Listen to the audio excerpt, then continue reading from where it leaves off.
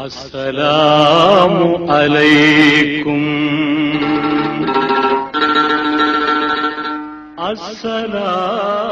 அஸ்ஸலாமு அலைக்கும். ஒரு சஹாபி வருவார், கிராமத்தில் இருந்து நபிகளாரை பார்ப்பதற்காக வேண்டி மட்டுமே மதீனாவிற்கு வருவார். வந்து பார்த்த பொழுது அந்த இடத்துல நபி ஸல்லல்லாஹு அலைஹி வஸல்லம் அவர்கள் வீட்டில் இல்லை. எனவே நான் வந்ததை மட்டும் நீங்கள் சொல்லிவிடுங்கள், நான் கடை வீதிக்கு செல்கின்றேன், வியாபார பொருட்களை விற்க வேண்டும் என்பதாக அவர் சென்று விடுகிறார். இவரை பற்றி அதில் அனஸ் ரலியல்லாஹு தஆலா அன்ஹு அவர்கள் சொல்லி காண்பிக்கிறார்கள். இவர் பேர் ஸாஹிர் இப்னு ஹராம். இவர் எப்படிப்பட்டவர்? கான ஸாஹிர் ரஜுலன் ஃபகீரன் தமீமன், ரொம்ப ஏழை, பார்ப்பதற்கே தோற்றத்திலே அருவருக்கத்தக்க வகையிலே லாமானும் வலா ஜமால், பொருளாதார வசதியும் கிடையாது, அழகும் அவ்வளவாக இல்லை. இப்படிப்பட்ட ஒரு நபர் நபிகளாரை பார்ப்பதற்கு அப்பப்போ வந்து போவார். அன்னைக்கு வந்த சமயத்தில் நாயகம் இல்லை. எனவே ஒரு கடை வீதிக்கு சென்று விட்டார். நபி ஸல்லல்லாஹு அலைஹி வஸல்லம் அவர்கள் வந்ததற்கு பிறகு தகவல் சொல்லப்படுகிறது. உடனே கடை வீதிக்கு ஓடி செல்கிறார்கள் நபி ஸல்லல்லாஹு அலைஹி வஸல்லம். இவர் வியாபாரம் செய்வதை பார்த்த நபிகள் ஸல்லல்லாஹு அலைஹி வஸல்லம் அவர்கள் பின்னால் இருந்து அவரை கட்டிப்பிடித்துக் கொண்டார்கள்.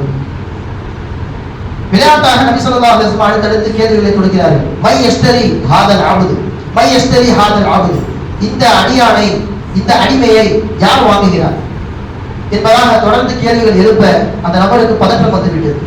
நான் அடிமையா, என்னை யார் விற்க போகிறார் என்பதாக லேசாக பின்னால் திரும்பி பார்க்கிறார் அங்கே ரசூலுல்லாஹி ஸல்லல்லாஹு அலைஹி வஸல்லம். எனவே எந்த விதமான பதற்றமும் திருக்கமும் இல்லாமல் நாயகத்தோடு நாயகம் ஸல்லல்லாஹு அலைஹி வஸல்லம் நெஞ்சோடு அவர்கள் ஒட்டிக் கொள்கிறார்கள். யா ரசூலல்லாஹ், நான் அடிமையாகவே இருந்து போகிறேன், ஆனால் இந்த அடிமையை, அருவருக்கத்தக்க இந்த அடிமையை யார் வாங்குவார்? நான் வேறு செல்லா காசு தானே என்பதாக அந்த நபர் சொல்கிறார். நபிகள் ஸல்லல்லாஹு அலைஹி வஸல்லம் அவர்கள் சொல்கிறார்கள், லஸ்தபி காசிதீன் அன்த இந்தல்லாஹி காலி. ஸாஹிர், நீங்கள் செல்லா காசு கிடையாது, மக்கள் உங்களை செல்லா காசாகவே நினைத்தாலும் சரி, அன்த இந்தல்லாஹி காலி, நீங்கள் அல்லாஹ்விடத்தில் உயர்ந்த அந்தஸ்தை பெற்றுள்ளீர்கள், ஈமான் என்கின்ற விஷயம் உங்களுக்குள்ளே இருக்கிறது, நீங்கள் எல்லோரை விட உயர்ந்தவர்கள் என்பதாக சொல்லி காண்பித்தார்கள் அண்ணல் பெருமானார் ரசூலுல்லாஹி ஸல்லல்லாஹு அலைஹி வஸல்லம் அவர்கள். அந்த அளவிற்கு இனவெறி, நிறவெறி, மொழிவெறி என்ற எல்லா விதமான இனவெறிகளையும் பெருமானார் ஸல்லல்லாஹு அலைஹி வஸல்லம் அவர்கள் இஸ்லாத்திற்கு வந்தவர்கள் மூலமாக இந்த சமூகத்தின் மத்தியில் ஒழித்து காண்பித்தார்கள். இன்றைக்கு சமூகத்திற்கு மத்தியில் பல விஞ்ஞானங்கள் பல்கி பெருகி வளர்ந்திருந்தாலும் மக்களுக்கு மத்தியில் உள்ள இந்த ஏற்றத்தாழ்வுகள் ஒருபோதும் இன்றளவுக்கு குறைவது கிடையாது. அங்கே ஆரம்பத்திலாம் சில செய்திகள் வரும், இப்போது பல இடங்களில் பரவி வருகிறது. அமெரிக்காவிலே 2020 மே 25 ஜார்ஜ் ஃபிளாய்ட் என்பவர் ஒரு குற்றத்திற்காக வேண்டி கைது செய்யப்படுகிறார். ஆனால் கருப்பினத்தை சேர்ந்தவர் என்பதற்காக வேண்டி மட்டுமே அமெரிக்க போலீசாரின் மூலமாக நடுத்தெருவில் வைத்து கழுத்திலே காலை வைத்து அவன் அமுக்குகிறார். இந்த கருப்பினத்தை சேர்ந்த ஜார்ஜ் ஃபிளாய்ட் என்பவர் ஐ கான்ட் பிரீத் என்பதாக அவன் கத்திக்கொண்டே இருக்கிறான். என்னால் மூச்சு விட முடியவில்லை, என்னை விட்டு விடுங்கள் என்பதாக அவன் கத்துகின்றான். ஆனால் கருப்பினத்தை சேர்ந்தவன் என்பதற்காக வேண்டி மட்டுமே நடுத்தெருவில் வைத்து அந்த போலீசார்களால் அவன் கொல்லப்படுகிறான். நம்முடைய இந்தியாவில் கூட ஊபியிலே லக்னோ என்கின்ற அந்த தலைநகரத்தில் ஒரு கர்ப்பிணி பெண் அவசரமாக ஹாஸ்பிட்டலுக்கு செல்கிறார். அங்கே படுக்கையில் தாழ்ந்தவர்களுக்கு ஒரு இருப்பிடம், உயர்ந்தவர்களுக்கு ஒரு இருப்பிடம், தெரியாமல் அந்த பெண் என்ன செய்து விட்டார், அந்த உயர்ந்தவர்கள் படுக்கையில படுத்து விட்டார். கர்ப்ப வலி அது தாக்க முடியவில்லை அந்த பெண்ணால். உடனே அங்கிருந்த உயர்ந்த ஜாதி பெண்களின் மூலமாகவும் அந்த மருத்துவரின் மூலமாகவே அந்த பெண்ணை எட்டி மிதிக்கிறார்கள். மிதித்தவுடன் குழந்தை உள்ளே கலங்கி விடுகிறது, இறந்த நிலையை வெளிவருகிறது. அந்த அளவிற்கு ஜாதி வழியில ஊறி போன அந்த ஊப்பியிலே இது போன்ற சம்பவங்கள் அடிக்கடி நடந்து கொண்டே இருக்கும். அதே டிசம்பர் 28, 2022 அந்த இடத்துல அந்த மக்கள், தாழ்ந்த மக்கள் இருக்கின்ற அந்த பகுதியில் உயர்ந்த ஜாதியினர் குடிக்கின்ற தண்ணியிலே மலத்தை கலக்கிறார்கள். இன்ற அளவுக்கும் யார் என்பதாக கண்டுபிடிக்க முடியாது.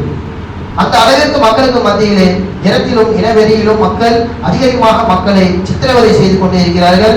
இப்படியே தொடர்ந்து நம்முடைய நாட்டில் நடக்கின்ற இந்த அவல நிலை கடந்த ஜூலை 27 நடந்த தூத்துக்குடியில் நடந்த கவின் என்பவரின் மரணம் ஒரு காதல் விவகாரம் தான். இருப்பினும் கூட ஆணவ கொலை என்கின்ற அடிப்படையில் நான் உயர்ந்த பெண்ணை வைத்திருப்பவன், நீ தாழ்ந்த ஜாதி என்கின்ற அடிப்படையிலே அந்த நபரை கொலை செய்து விடுகிறார்கள். அதை நியாயமாக கருதுகிறார்கள். அதற்காக வேண்டிய அரசாங்கமும் ஒத்துழைக்கிறது. இந்த அளவிற்கு மக்களுக்கு மத்தியிலே ஜாதி வரிகள், இனவரிகள் பல்கி பெருகி இருந்தாலும் நாம் அல்லாஹு தாலா சொல்லிய இஸ்லாமிய மார்க்கத்தில் நமக்கு பிறக்க வைத்துள்ளார். இது மிகப்பெரிய நமக்கு கிடைத்த நியாமத். தினந்தோறும் நாம் அல்லாஹ்வை இதன் மூலமாக நாம் அதிகமாக நன்றி செலுத்திக் கொண்டே இருக்க வேண்டும். இந்த குழப்பமான காலகட்டத்திலும் கூட அல்லாஹ் நமக்கு ஒரு இஸ்லாமிய மார்க்கத்தை கொடுத்து இங்கு எல்லோரும் சமம் என்பதாக நமக்கு நிரூபித்தானே, அது எவ்வளவு பெரிய ஒரு ஆச்சரியமான ஒரு செயல். பெருமானார் ஸல்லல்லாஹு அலைஹி வஸல்லம் அவர்கள் மக்கா வெற்றிக்கு பிறகு மதீனாவிற்கு திரும்புகிறார்கள். மதீனாவிற்கு திரும்பியவுடன் பெருமானார் ஸல்லல்லாஹு அலைஹி வஸல்லம் அவர்கள் சிறு தினங்களிலே வஃபாத்தாகி விடுகிறார்கள். நாயகம் இல்லாத இந்த பூமியில் நான் இருக்க மாட்டேன் என்பதாக ஹஜ்ரத் பிலால் ரலியல்லாஹு தஆலா அவர்கள் சென்று விட்டார்கள். பல வருடங்கள் கழித்து மீண்டும் மதீனாவிற்கு வர அந்த இடத்திலே ஹஜ்ரத் பிலால் ரலியல்லாஹு தஆலா அவர்களிடத்திலே நீங்கள் வாக்கு சொல்லுங்கள், உங்கள் சப்தத்தை கேட்டு எங்களுக்கு மிக வருடங்கள் ஆகிறது என்பதாக சஹாபாக்கள் கோரிக்கை தெரிவிக்க இவர்கள் வாக்கு சொல்கிறார்கள். மதீனாவாசிகள் ஒட்டுமொத்த பேரும் அழுகிறார்கள். அங்கே அவர்களுக்கு நிறம் தெரியவில்லை, அவர்கள் தாழ்ந்த சமூகம் என்பதாக இனவெறி தெரியவில்லை.